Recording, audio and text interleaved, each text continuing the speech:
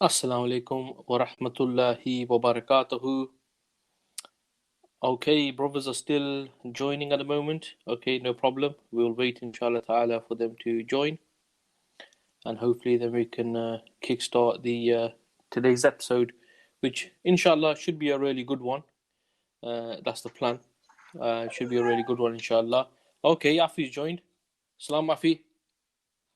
Walaikum assalam rahmatullah. Hope you guys are all right.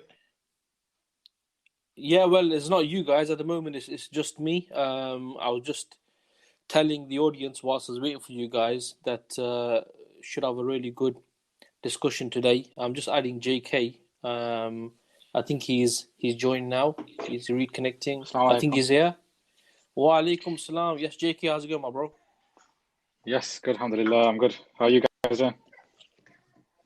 Can't complain, my brother. Can't complain. I think Afi's got a bit of background music, so he keeps on going on mute. But JK, hopefully your connection is today. It's just disconnected. So give me a couple of minutes and then I'll join you guys.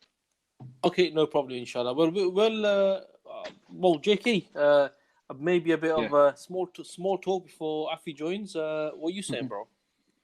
Yeah, good, alhamdulillah. Yeah, not bad. This weekend's been quite busy, to be fair. Just meeting some family, just family time, really. Not doing much, a bit of traveling, but alhamdulillah, good. How about yourself?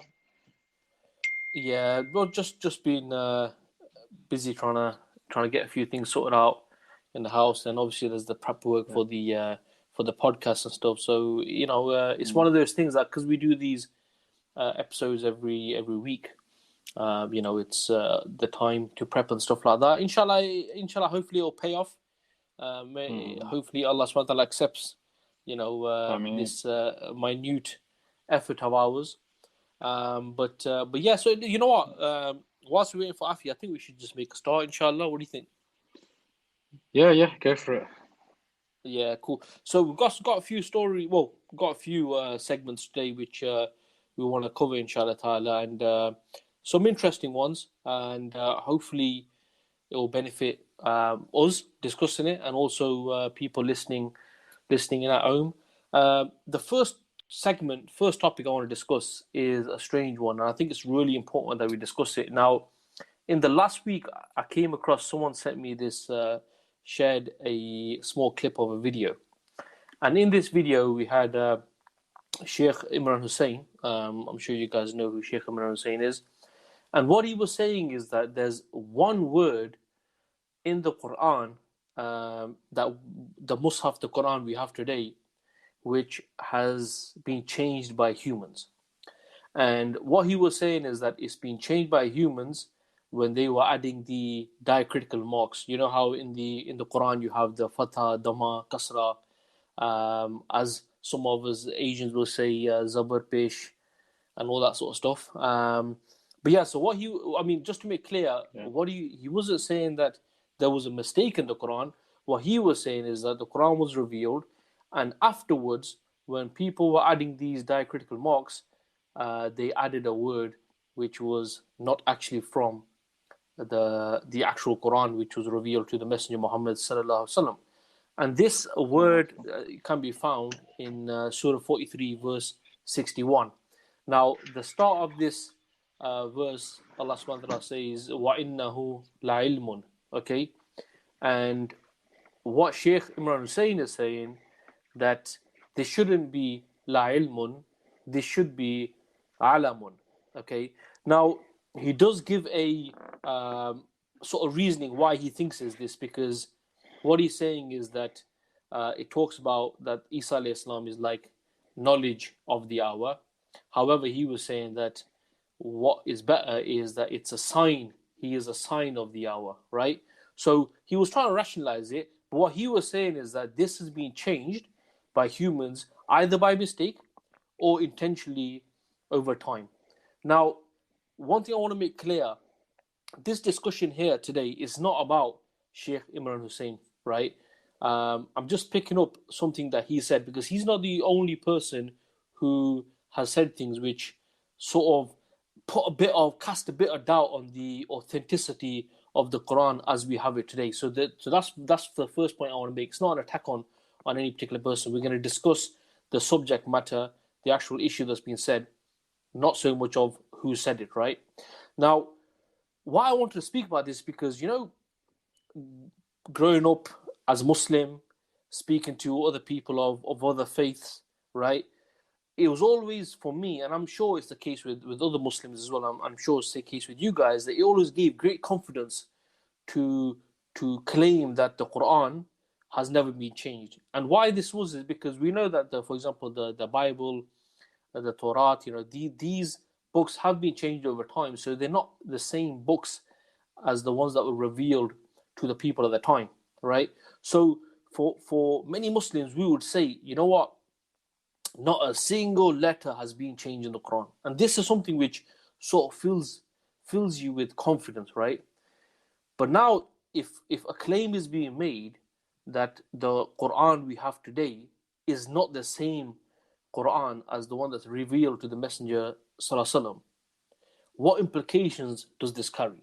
So, before speaking about the implications, the first thing I think is worth going into and asking you guys, maybe to kickstart the discussion, is we obviously know that it's incorrect to say that there's a mistake in the Quran, the one we have today.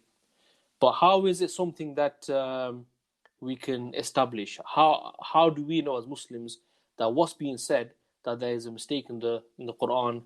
Why is this untrue? Get your views on this, brothers. Yeah, no, it's a really important topic, and like you said, it's not just this one incident, but there have been various other incidents and other kind of agendas that may not be exactly the same, but very similar in terms of what the objectives are. So your question about why, so what was your question? Why it's important for us to understand how the Quran was revealed or preserved? No. Is that your question? What the question really is that what, as Muslims, how can we confidently say that what's being said is wrong and that the Quran hasn't been changed? Okay. Yeah, sorry. So in terms of just sticking to the incident here, like you said, what he was saying, Sheikh Imran Hosein, it sounds quite small, and some of his supporters have kind of tried to belittle it a little bit to say it's not as big as what people are making it out to be. But the reason it's quite big is that if you claim that one word of the Quran is not what it should be, basically saying it's incorrect, then actually that brings into account the whole Quran being potentially incorrect. So even though it might sound like just one word, لعلم, or as he is saying should be لعلم, this is very dangerous because you questioning that one word in itself questions the entire Quran and the basis of the Quran being preserved and protected, right? So as you were saying, I think in terms of the transmission of the Quran, it has been come down to all the way from the Messenger sallallahu alaihi wasallam, and actually all the way from Allah, obviously, because Allah had revealed it to the Messenger sallallahu alaihi wasallam through Jibril alayhi salam. So in terms of that coming to us today and us knowing that it is the exact same word that was revealed to the Messenger sallallahu alaihi wasallam 1400 years ago. Sallallahu.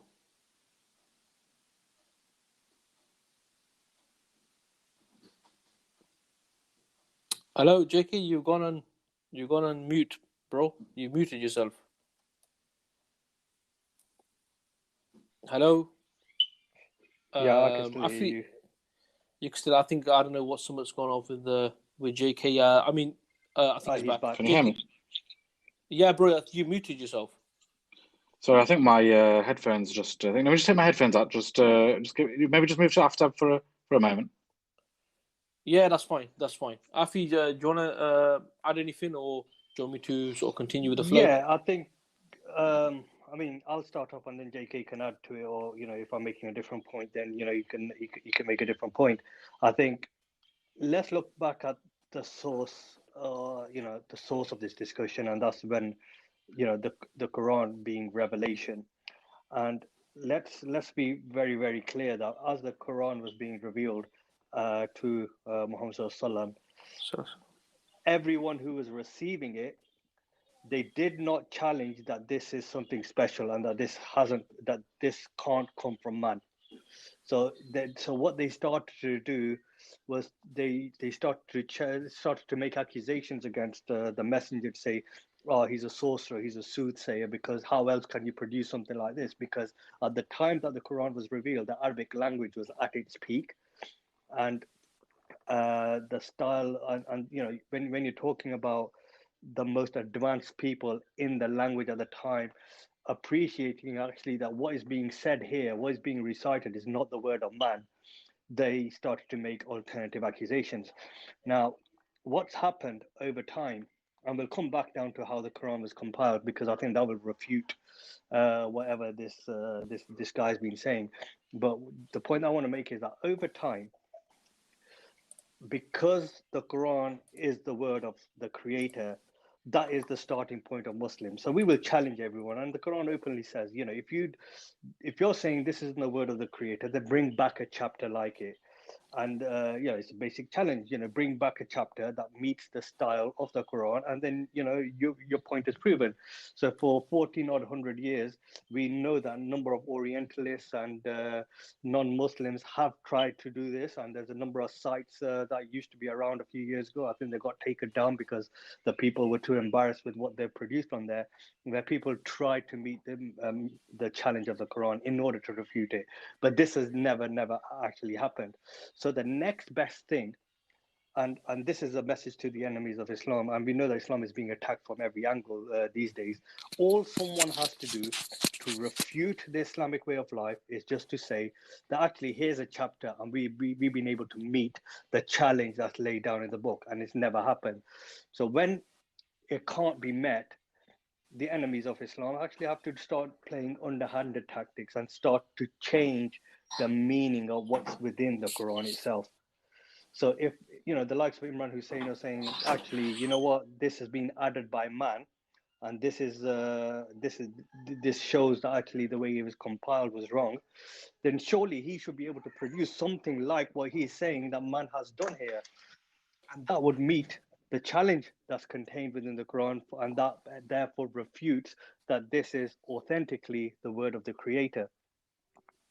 And I think this is and he isn't the first. There's a number of people who have tried to do this over time, especially when the Arabic language has become a bit weaker in the way it's spoken, because you got local dialects.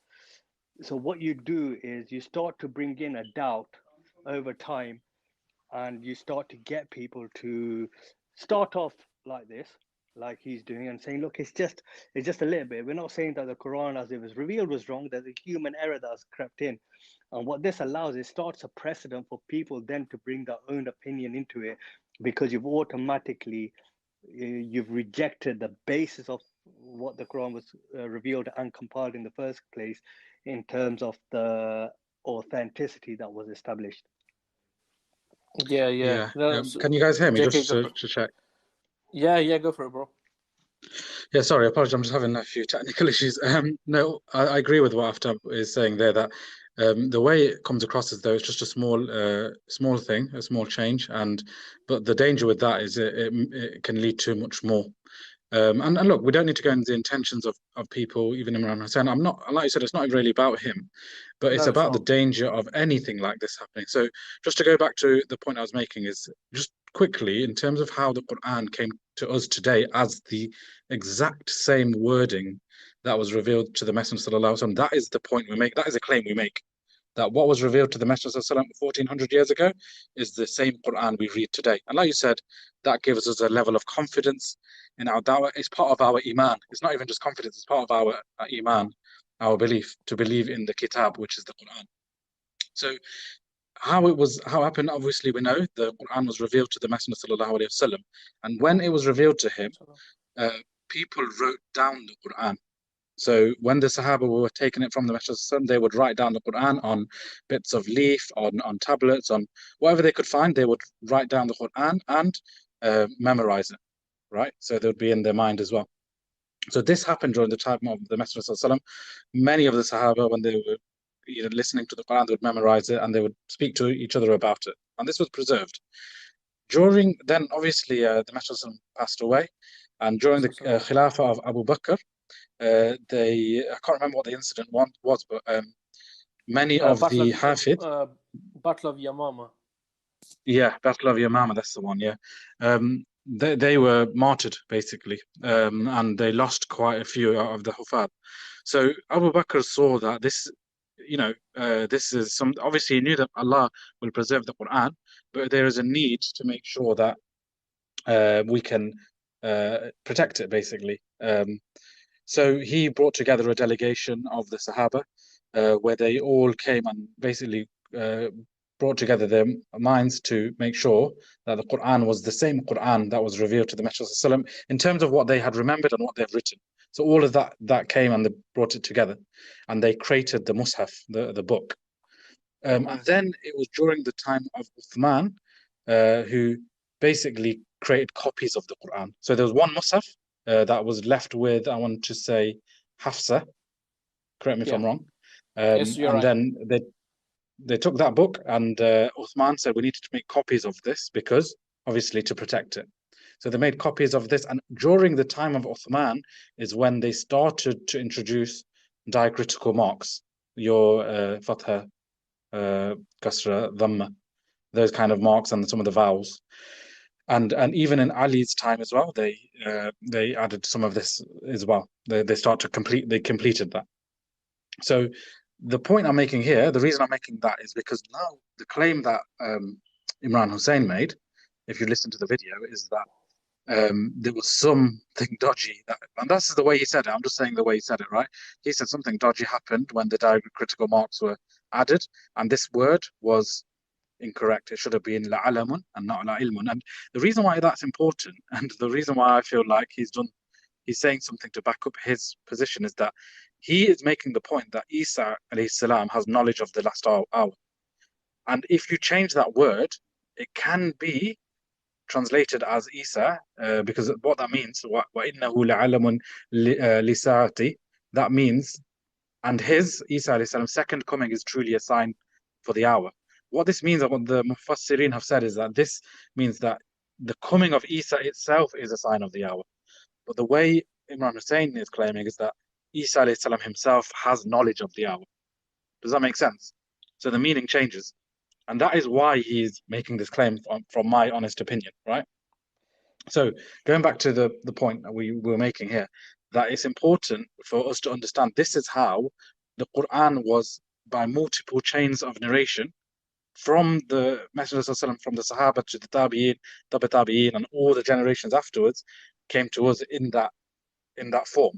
So now to claim that during the adding of the diacritical marks and the vowelization, that was changed, that would be saying, that is the same thing as saying that everyone at the time had colluded and had known about the error, and they agreed upon the error, which is now would be like that. You can't say, how can we say that? That would be claiming all of these classical scholars and the Hufad at the time and the Tabi Tabi'in, they had made an error on purpose. I mean, and that is why it's important for us to, any claim like this, we need to be able to, attack, basically. Just to add, an example to what you're saying, JK, I mean, when we're at the Taraweeh Salah, for example, and, with the Imam is reciting, and, he may make a mistake in his recitation, you'll have loads of people that are behind him who will correct him. Because what people have to understand is that the Quran really, it's oral, and it was memorized, and also it was written down. But the main thing is it's oral, so that's why it's in the hearts, it's in the minds of the Muslims, and the way it's been transmitted. And the reality is that even if it's very hypothetical, but even if all the mushafs, i.e. the book of the Quran, was eradicated, it was removed on the earth, from the face of the earth, the Quran would still be there, because millions and millions of people have memorized it, and it's exactly the same. And just to add to what you're saying, that it was around the time of Uthman radiallahu anhu and Ali radiallahu anhu that these changes, these diacritical marks were placed. So what this means, I mean, not going into anyone's intentions or anything like that, but when you really think about it from a rational point of view, what this means is that at that time, all the people who were listening they didn't realize that actually there's been a change in the written form to what had been transmitted to them from the Messenger sallallahu alaihi wasallam. Because remember, here you have people who would have first hand received the revelation from the Messenger sallallahu alaihi wasallam. So how is it possible, like you're saying, how is it possible that this could have happened? So it's watertight, and just on top of that, Allah subhanahu wa ta'ala tells us in the Quran that verily it is we who have sent down the dhikr, the Quran, and surely we will guard it from corruption. So Exactly. So even the Quraniyun, even the people who basically deny the Sunnah, to them the way they say is the Sunnah is not protected, the Quran is protected because of this verse. Actually, what's being said goes against this ayat, really. Yeah, Just exactly. to add to. Sorry, go on after. Sorry. No, I was just going to say, just to add to what you guys are saying, I think what the likes of Hussein don't appreciate is that this wasn't a case of something written on paper and someone coming across it one day and thinking, right, let's add some diacritical marks here on what we think sounds right. The transmission of the Quran through generations or from people to people is done in two ways, like what you and JK are saying. It's by memorization, so people have memorized it, or they have read it, or it's conveyed through speech. So people were putting the marks according to, so they'd already memorized it as it had been revealed in the absence of the marks. So it wasn't a case of the marks or just appeared one day. People were adding them based upon what they had memorized, what had been communicated by the messenger, and what they had agreed as being part of the Quran. Yeah, exactly. That's the point I was just about to make, to be fair, that when we say diacritical marks and vowelization, it's not a case of... So obviously, when you pick up some of the Arab Qur'ans, right, you see there's no markings. Have you seen one of those Qur'ans where you pick it up and there's no vowels? And the reason is, when Arabs read the Qur'an, they know where the vowels are. So it's not that they make it up. They don't just put some random dhamma somewhere and then a fatha somewhere else. They know from the context and from their memorization, they know what word it is. So as Afi's saying here, it's not as though there's an element of doubt here. The point is that what they had memorized and what they had in their scriptures and what they've written down, they already know what the vowel was, for whether it is la'ilmun or la'alamun. They know it's la'ilmun. It's not a case of... that's what I just want to make clear. It's not as though there's any doubt here. That is part of the revelation of the Quran, that the way it's said. The only thing that can be brought about here in terms of maybe a discussion point, but we don't need to get into it, but is around the dialect. So there's 7 forms of narrate how you say the Quran.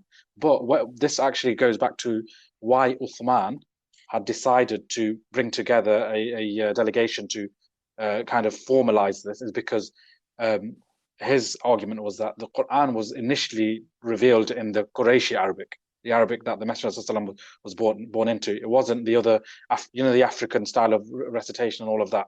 It wasn't revealed that way. So in that sense, the Uthman said, this is the form we need to initially put down. And the diacritical marks is the same. It's no different. But there's an argument to say, oh yeah, how you say it. But the meaning doesn't change. The meaning is exactly the same. And what Imran Hosein was saying is that the meaning has changed, which is, he confirmed that what he's saying is the Quran that we have today in that one word is incorrect, which I'm not saying it of him, but I'm saying to make that claim is kufr. To make the claim is kufr. How he meant it, his intentions, I don't know. Allahu alam. I'm not going to make takfir of anyone, but to anyone to make a claim that the Quran, a word in the Quran, is incorrect, is kufr.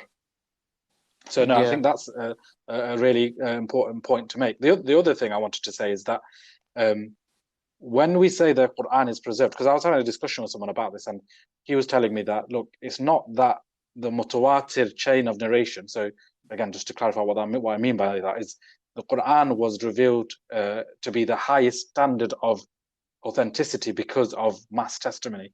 It was through multiple chains of narration came to us. So there's no element of doubt in that. Whereas you have other types of hadith that are single narration, ahad narration, which have weakness in certain hadith is weakness because it's not mutawatir, it's not mass testimony.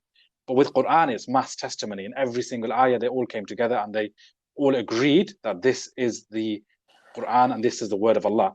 But the point I'm making here is that Allah preserved it, right? So we know that Allah preserved the Quran. And what the discussion I was having with someone is he's saying that, do we really need to talk about the mutawatir nature of the Quran? Because actually we know the Quran is protected by Allah. So that's what means that it can't change the Quran. However, my point to him is that, yes, as Muslim, we agree that the Quran is protected by Allah and preserved. But how Allah protected it, we have to know. Because otherwise it becomes a blind faith. That, oh yeah, Allah protected the Quran. But we need to know, Islam isn't a blind faith. Islam is an intellectual belief. We have to come to the understanding that, and like you said before, the confidence we get in knowing that Islam is the truth is knowing that this is how Allah preserved the Quran. So I think that is a really important point for us Muslims, all of us Muslims, to understand this, because if anyone tries to attack the Quran, we're able to defend it because we know how Allah had preserved the Quran through this mutawatir chain and ensuring that at the high level of authenticity, as we know it has. Yeah, no, some fantastic points, man. Fantastic points from both of you, really. So moving on slightly, right? So it's clear. I mean, obviously, we're not going into detail because there's no need. But for a lot of Muslims, for majority of the Muslims out there, they wouldn't accept that someone would say that a word has been changed, right? That's fine. What I want to discuss now is, and this is not about Sheikh Imran Hosein. This is not about any particular person, but there's a theme where people are now, what you can see is, before it was very black and white. This is the Quran, this is Islam. What we're seeing in sort of the last 10, 20 years is a lot of confusion being said on those things that have always been 100% clear, right? So just want to ask you guys, what are the implications here? Because you're right, some people might say, oh well, it's a minor, it's just one word. But what's the implications and what's the wider game being played here? What do you guys think? From my perspective, look, again, like you said, this is not about this incident per se, but there is a wider agenda and an attack on the Quran. And like you said, the implications of this, as well as other claims of the Quran not being entirely authentic, is to say that the entire Quran is similar to the Bible, you could say. That some bits have changed over time, some bits are true, some bits are not. And then what happens to Islam is the whole of Islam is destroyed, because our belief in God is, you don't need the Quran, in the sense that, so let me qualify that. Just to believe that there's one creator, you can see things around us, and we come to a rational perspective that there must be a creator of things and there's one creator, right? But in order to believe Islam, because there's not now, there's many religions that believe in one God, right? Christianity, some forms of Christianity believe in one God. Obviously Islam believes in one God, Judaism. So the question that the next question that someone will come to is, okay, how do we know which religion is the true religion, right? There's only one truth. And our the way we come to that is knowing that the message that Allah subhanahu wa ta'ala sent is which is the Quran, is the truth. And the way we understand that is knowing that the Quran, and Afi spoke a bit about this already, that the Quran is a miracle. Its language is the miracle.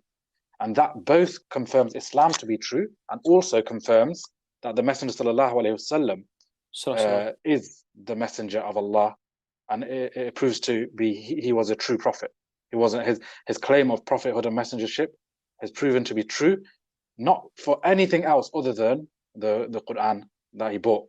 And that happened during his time and happens today. And one of the key points to remember is that the Messenger sallallahu alaihi wasallam came for the whole of mankind. He didn't come for his people. He didn't come for his time. He came for the whole of mankind, for all times, right? And the reason why his miracle needs to stand the test of time and space and place, you could even say, is that miracle needs to be what's the word? Present. Needs to be present and needs to be that has to be observed, be able to be observed by people today, and we can observe the Quran. It needs to be sensed, yeah. So the Quran can be sensed today. So now you're going back to your question: what is the implications of the Quran being incorrect, or elements of it not being totally authentic would totally destroy Islam, and it will take Islam and put it on the. Basically, you can say it's very similar to Christianity and other religions, and that's the implications. You might say one word here there, but trust me, it's so dangerous. Some of these claims. So I think that's why it's really important that we understand, as Muslims, we don't blindly believe in Islam just because our parents believe in Islam.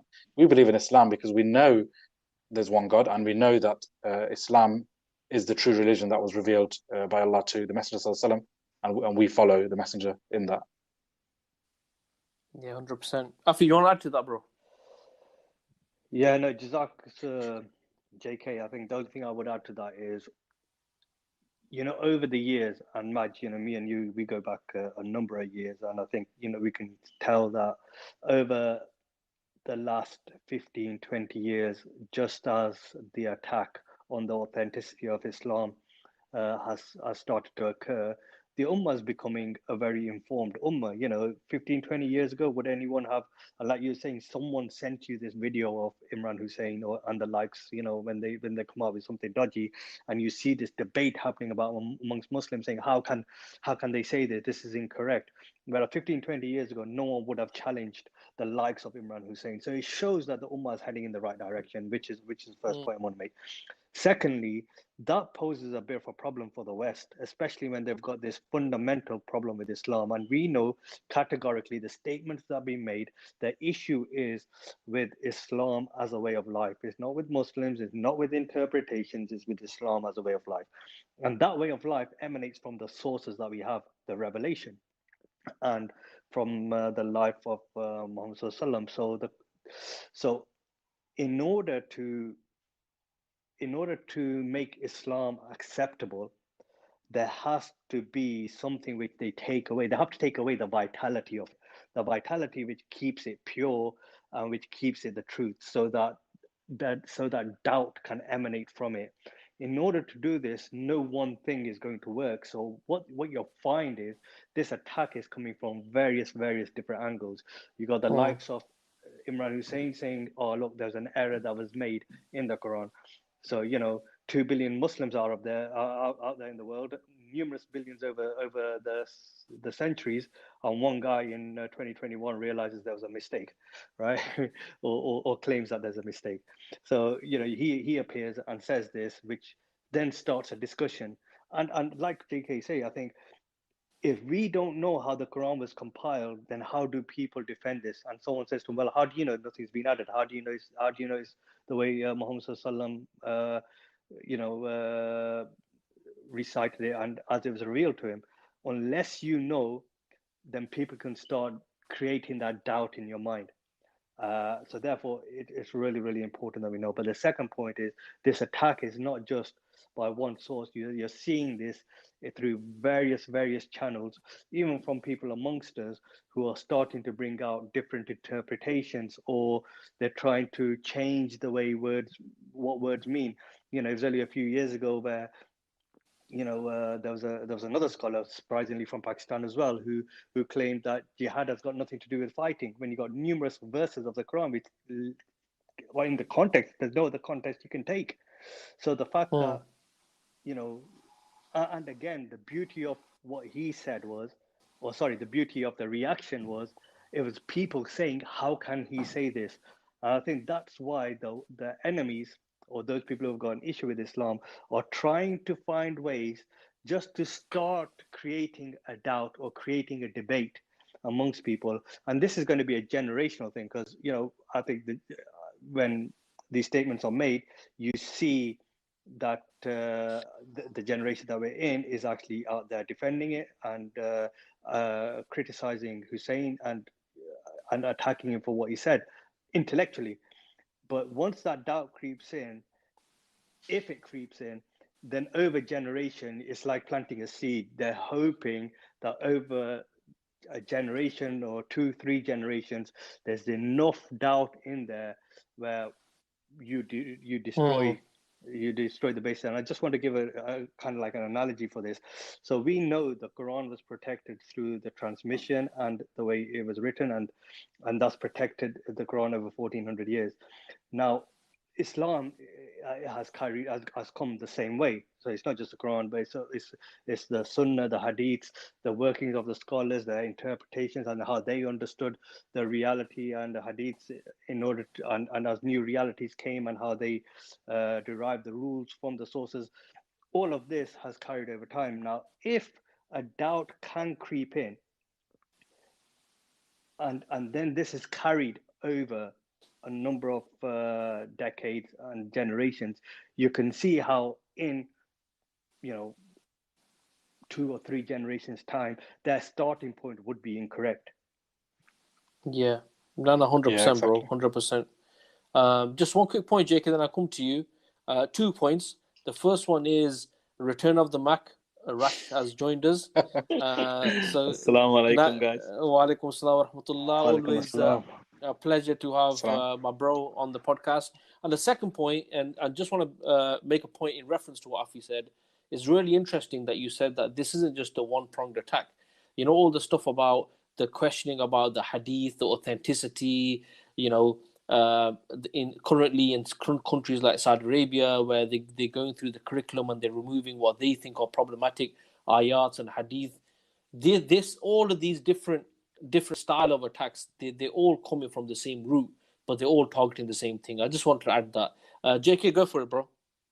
Yeah, to be fair, it's very similar to the point you just made and Afi just made there, that it's not just one angle of the attack. There's various angles to it and various probably positions they're taking. Some more blatant than others, but one of the key ones they're doing is, as Afi was saying about the generational impact of it. If you change one element and then this gets embedded into the understanding of the Muslims, then after generations it'll become normalized, and then you're starting from a position of error.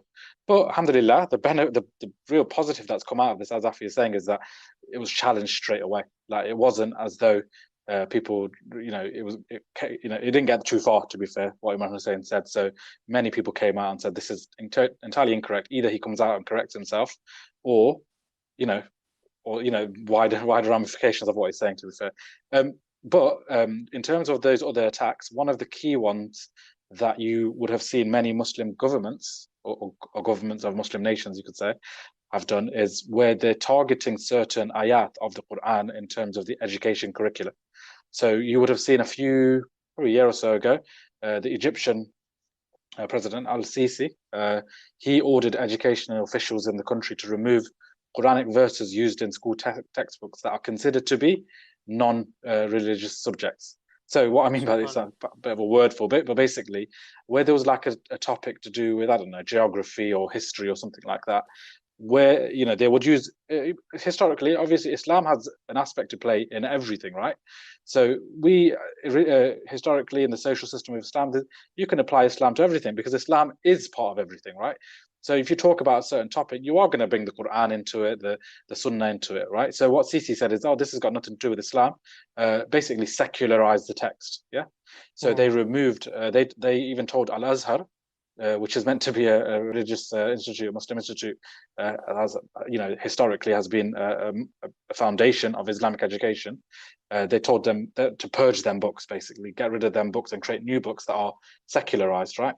So Al-Sisi basically here, it was leading a campaign to secularize the nation.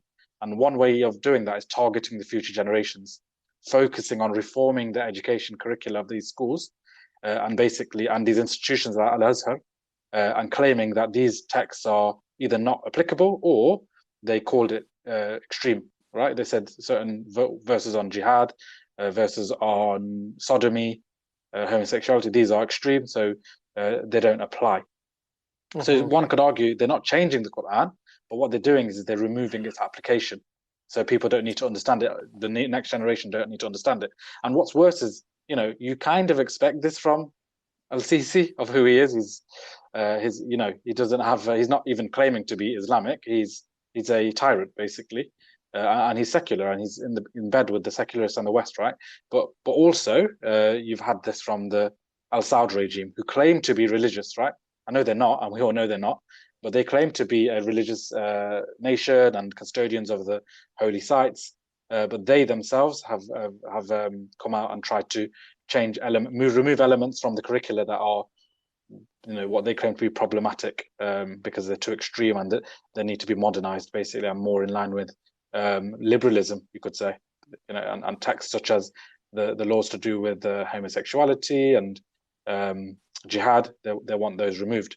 So that's another way in which they're attacking the Quran, even though it might not look like they're removing elements of the Quran.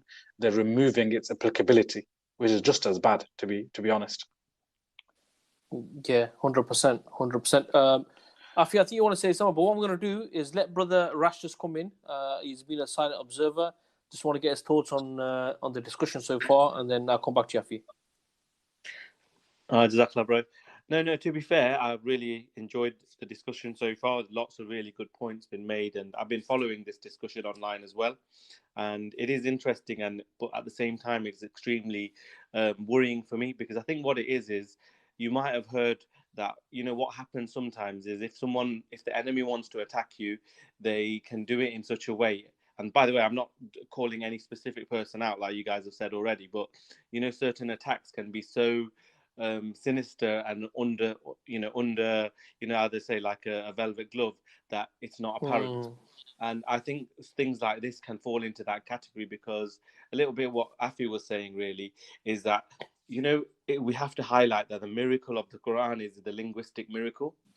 And equally, we highlight that, whenever we talk to people and we talk about the miracle of the Quran, we talk about the main miracle being that it cannot be replicated by man. And if we appreciate this properly, as soon as these kind of subjects come up and Muslims suddenly might find it difficult to deal with or come back on, then it makes it, it puts a question mark in people's minds. But thankfully, like JK was saying, many people immediately were able to refute this, which is what we want. But just imagine if people weren't able to do that. And sometimes it can be a testing of the waters, because and if these kind of discussions take place and the Muslims are not clued up enough or not prepared enough to deal with them, what entirely happens is it puts that kink, as they say, like that first little kink in the armor. That will do nothing. Someone will go, oh, that's nothing, I can carry on fighting. But that's the first little kink that allows another one to creep in next time and next time after that. So I think these kind of discussions, is good that we have them as normal people as well, because remember, these discussions are good for the scholars, and it's the scholars and the people of knowledge and those people who have come out and said, look, this is incorrect, what the Sheikh said, it's incorrect. But equally, if we as if you class as the kind of the normal public aren't aware why, then what can happen is these attacks can happen on our side. We might get doubts, or a Muslim might get a doubt and fall out of the fold of Islam, and that can have a snowball type effect on a society. So I don't want to add anything more technical, because you guys have covered a lot of that, and I think the audio it was very easy to understand, and I appreciated that. But my main concern was these kind of attacks can be in such a way that they start off in one generation, as Afi was saying, and even if it seems minor now, it just takes another one and another one and another one to cause kind of like this more of a snowball effect. Yeah, some top points, bro. Top points. It shows that you are definitely listening to the podcast. Alhamdulillah, and you find it interesting. That's good. Afi, yeah, bro, go for it, man. Yeah, I was going to say, so definitely myself. I think I went through a journey in order to come and understand Islam. I grew up thinking it's 5 pillars, and if that, to be honest, it's probably, when it comes to prayer, it's probably just going and praying once a week in the mosque, or during Ramadan, you go and pray more regularly, and then you go back to your normal once a week job. But we came across Islam in a way which actually challenged our mind as well, in order to see that this is an integral part of your life. It dictates every aspect of your life. Now, draw the parallels between this and then actually with growing up in a Muslim country, especially the Middle East. You know, me again, you know, we've traveled quite a bit to Arab countries, you know, Egypt, Syria, Saudi, and you see that you come across people where religiosity is the norm. It's hard to come across someone who's not religious, because for them growing up, because every aspect of their life has been linked to Islam in some way, that's the basis of their life. And now coming back down to what's happening in the Middle East with taking away from the curriculum, this is the start of chipping away at that. So, you know, you take away that link to Islam that a child has from day one, as they grow up and they go through the various institutions of the society, then they're growing up similar to how we were 30 odd years ago in the UK. You know, you don't understand how Islam impacts your life. And this is the start of that desire, because at the moment, like I said, you go into the Arab countries and everyone's starting point of a discussion is Islam, you know, challenging someone's understanding, improving their own understanding, talking about the applicability of it. And this is that every average person, you know, even from the beggar on the streets in Egypt to, you know, a judge that you could sit down with, that's their basis of discussion. And in order to break that away, they have to take away the source. They have to attack it from the source of that problem, which is the way these guys are brought up in society. Yeah, no, 100%, man.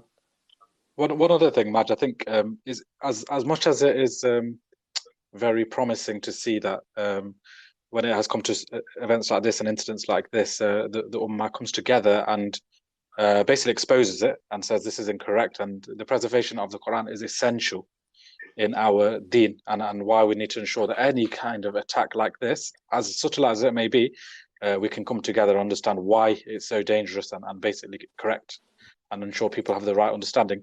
As much as it is positive to see that, one thing that I think we need to also understand is the application and implementation of the Quran is just as important. So just because we want to preserve the Quran, obviously, we want to preserve it so that we've got access to it and our generations and children afterwards have access to the Quran, very important. But we also need to have the same sort of energy and passion for ensuring its implementation, because end of the day, what is the Quran? The Quran isn't just a book that sits on the top shelf. The Quran is, as Allah has described it, al-huda wal-furqan, a guidance and a criterion.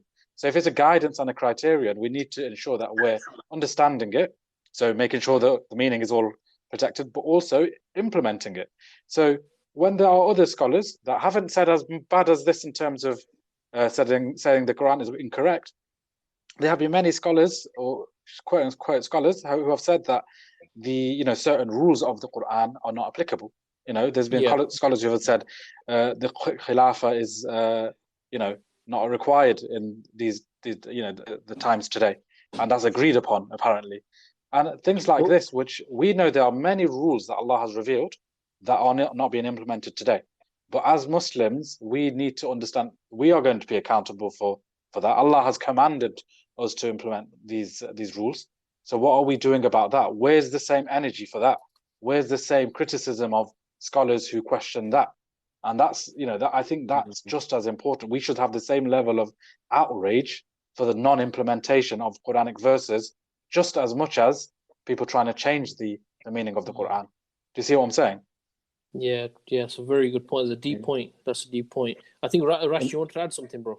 I was just going to say, I think that's a clear one that you can give an example of in our times. So we might get, like JK saying, we get agitated that the fact that someone may have said that, something in the Quran, wasn't put down properly or wasn't... it's not correct. Not correct. But at the same time, there are many scholars for many years now, more recent years, talking about the concept of jihad al-nafs and saying that's what jihad is. So that same person may never have come out and said something's incorrect in the Quran, but the fact that such a fundamental tenet of Islam, they're trying to undermine it, make it superficial, change it completely from its true meaning, surely that's, that's probably worse, because you're changing Islam. But okay, maybe not worse or better, because they're both bad as one another. But it just highlights that that's something I think actually has been successful from their point of view. The enemies of Islam, because there are still people, sadly, that carry that view, because it was so widely and so in such an organized way that message was pushed out, and it continues to be pushed out, to be fair. I know a lot of people, our problem is we sit in circles and we assume the ummah thinks like the circle that we sit in, because we might think, no, the people we know don't think like that. But actually there's many people, and when you start to speak people outside your circle, you go, actually there are some people who still believe in this concept that jihad is just jihad al-nafs, so it's just struggle against your inner self, rather than the foreign policy. So that's something where they've made an attempt to change the deen of Islam, and amongst people they have succeeded. So what I think this falls into that category of things that they make an attempt with. Some will succeed, some will not, but they'll continue, and they're all attacks that the Muslims need to be aware of. Yeah, no, that's a good point. I mean, and also just to add on to what both of you guys are saying, yes, we will definitely, defend Islam. We will defend the Quran, the authenticity of the Sunnah, and so on. But at the same time, the Quran was not there just to be defended as a book, and that's about it. As what Jake said, it's a Furqan. It's a way of life, it's a guidance, and we know that the rules that are in the Quran is what the Messenger Muhammad ﷺ was implementing in Medina once they had the authority and the power. And this is the real implementation. This is actually what Islam is. This is how we mentioned it in one of our other podcasts, that when the Muslims would go into a different area when they were spreading Islam, they wouldn't force people to become Muslim. They would implement the Islam. They would the Muslims would go and move into those areas as well, and the people would see the justice of Islam. They would see the character of the people, and Islam would win them over, right? So right now, that implementation isn't there. The Quran right now is kind of redundant in the sense that it's not its practical side of it, its practical aspect of it isn't being practiced. And I think it's a good reminder from JK, really. I never really thought of it in that way, that yes, we will be up in arms for things like this, which we need to, which everyone needs to. But at the same time, we should also be up in arms. We should also be concerned. We should also be agitated by the fact that, what's in the Quran, what was being, the rules that have been revealed to manage man's life, manage the society, are absent from the world today. How can we be comfortable with that? I don't think we as Muslims, you can be comfortable with that. You'll feel an agitation and you'll want to do something, whatever that something is, but you should feel an agitation. Exactly, yeah. So yeah, no, some really good points. And one thing I just want to mention, what Rash said as well, that some people might turn around and say, well, you know what? A scholar said it, these people have spent their entire life studying Islam and they put that effort in. What have you done? Right? Fair enough, you know what I mean? The reality is the people that are that are the seekers of knowledge, they do they dedicate their life to it. But on this particular issue we're speaking about, this is something which, just as normal Muslims, we should be able to discuss this, and we should be able to counter this. But we can only do that if we have some knowledge ourselves. And knowledge in what? For example, as Muslims, we should have an understanding of how the Quran was transmitted. This is not scholarly discussion. This is just stuff which you can read in the books of the Seerah, read in some books of the fiqh, on how the Quran was transmitted. So if you don't know that, how do you prove that the Quran is a miracle to someone? And that's a duty for every Muslim to do. Remember, but that's my point, Rash. Of the scholar. That's my point, Rash. Because what you're saying is that we might be sitting in a bubble where people know this, but if people out there don't, and someone says that, look, I'm not saying there was a mistake in the Quran was the Quran, but when man interfered, when man got involved, he made a mistake. Now, for a person who doesn't understand the transmission, doesn't understand the ijma, the consensus of the companions, and these matters, you can fall for that. You can certainly fall for something like that. So, it really is it's upon us to have that desire to learn our deen, and this is really basics. This is not something which is scholarly discussion. But what's Well, good? Go on, the Jackie. example here really actually highlights your point. Like, if we had left it just to the scholars, isn't this really highlighting the point that if we just leave it to the scholars can make mistakes, and the Oh scholar wow, has made a mistake. So, subhanallah, you know what I mean? subhanallah. Does that not prove the point that we also need to be there to be able to account a scholar who makes a mistake? Yeah, no, really good point, man. Really good point. But guys, listen, it's getting on, and what I wanted to do is I did want to cover one more segment, but I'm just thinking that we've sort of run out of time for that, and so I'm going to leave that. But what I do want to do is get your sort of final thoughts on this topic. Any final messages you may have? I think that everyone's done a really good job in explaining, briefly on a basic level how the Quran was transmitted. How JK did that, and Afi spoke about the miraculous nature of the Quran, and just to add one point to that is, if you look at the Quran itself, one of the sort of like linguistic miracles is the fact that every single word that's there, it's so precise, it's so on point. It's something which a human could not better, right? He could not find something. He could not find a word to express something better than it is done in the Quran, right? But what we're saying here is that a word was changed, put by someone in there or somebody else, either by mistake or whatever, right? That no one picked up on. Not even just the fact that it's because of the transmission of knowing the words, knowing the ayats, just the understanding of that word, how it has a different meaning, and to think that people would not have picked up on that. So it's just crazy how people could come out with this sort of thing. But anyway, inshallah, I want to just get your final thoughts, brothers. If you have any, anyone can go for it. Yeah, I'll go first. I think just going to the start of this discussion, the reason why we have the Quran here today is because the Sahaba realized that it had to be compiled in a book form so that it can be preserved and passed on to generations and generations. If they hadn't done that, then where would we be now? We have no idea.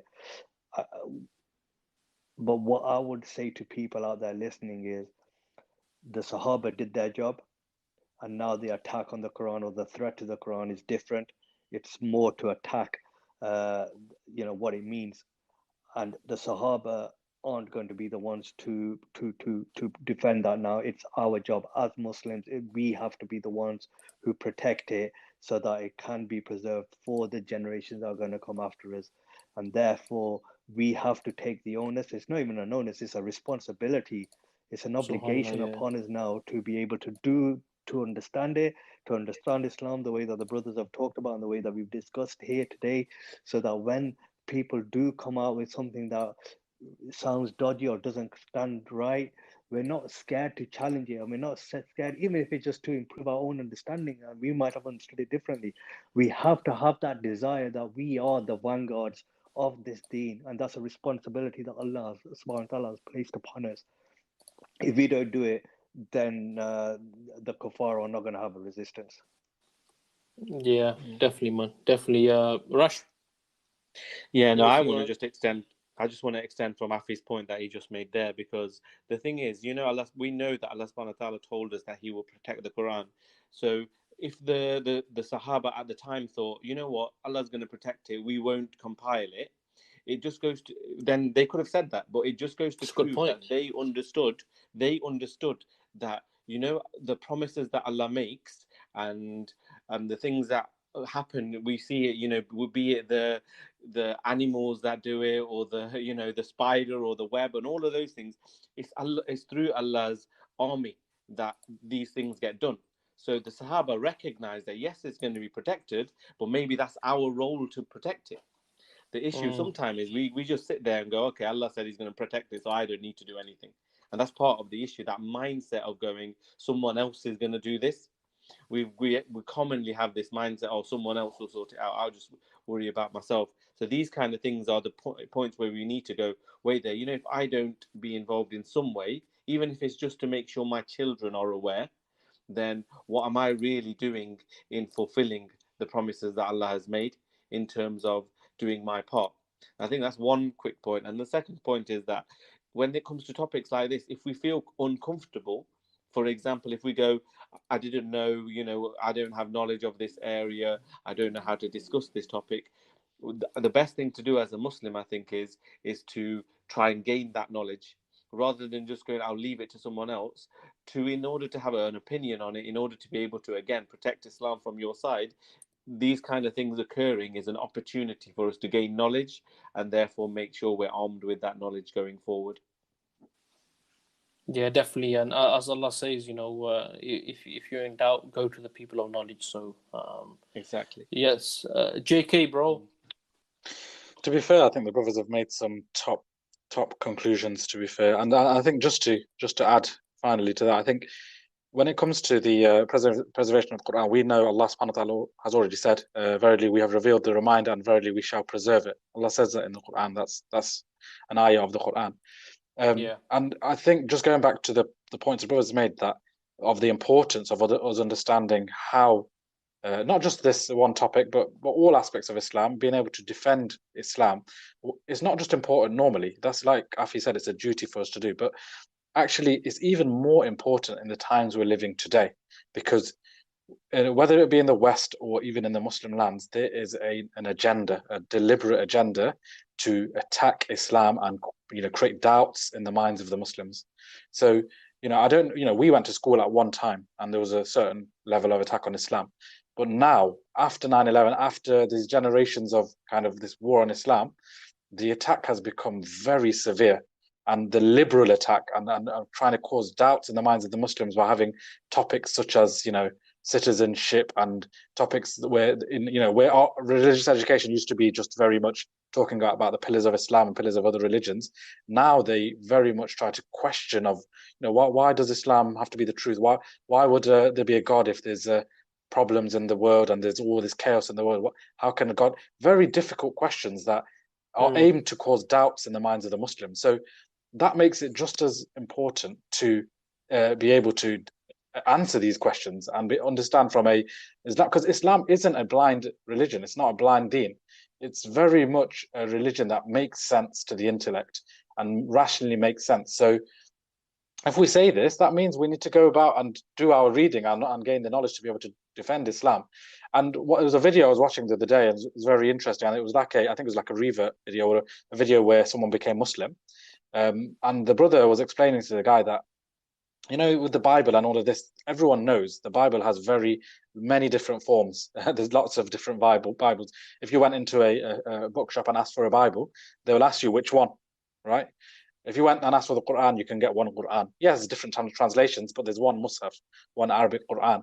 And on this video, the brother tells the guy that said, look, search on Google for the Birmingham manuscript, right? And the Birmingham manuscript is, I'm not sure why it's in Birmingham. That's a whole different question. But there's a manuscript of the Quran in Birmingham, in the Birmingham Museum, right? Probably due to colonialism. I'm not sure why it's in Birmingham, but that is dated to be a version of a few pages from the Quran after the death of the Prophet ﷺ, just after the death, right? And that version, the manuscript, the wording is exactly the same as the wording we have today. If you went and picked up your Quran, exactly word for word is exactly the same, which proves that the Quran has been preserved. You couldn't say that for any other book, right? And it doesn't come as a surprise to us, but this was a surprise to the brother, the person who became Muslim. It was a surprise to him, because this is only Islam can make this claim.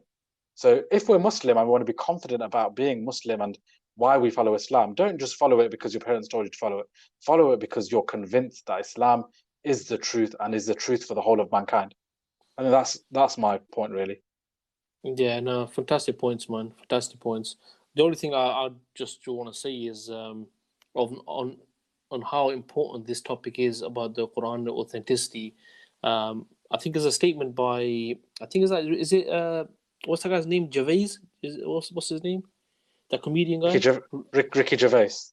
Ricky Gervais, and he said something like, if all the religious books were burnt, then religion would be sort of like absent. Yeah, you couldn't get it back. But if all the science books were burnt, science would still be there.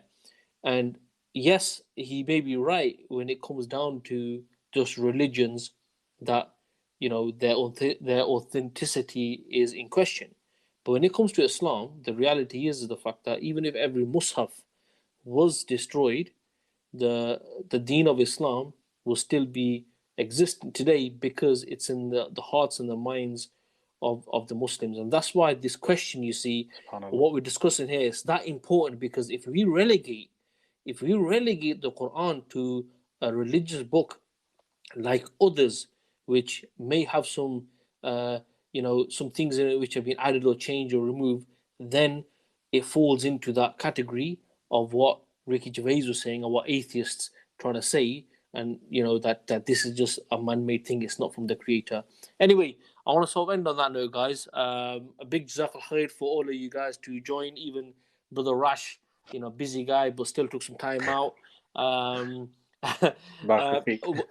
Just want to say that this podcast will be available on the Islamic Vibes podcast and also on the YouTube channel Path to Revival. So please go and check it out, subscribe, share, follow, and get the word out. And yeah, so once again, guys, thanks to you guys, Jazakallah khair, Jazakallah for all the listeners. And inshallah ta'ala, like I always say, inshallah, see you guys on the next one. Inshallah. Assalamu alaikum wa rahmatullah. Wa alaikum Assalamu assalam alaikum wa rahmatullahi wa barakatuh. Wa alaikum assalam wa rahmatullahi wa barakatuh.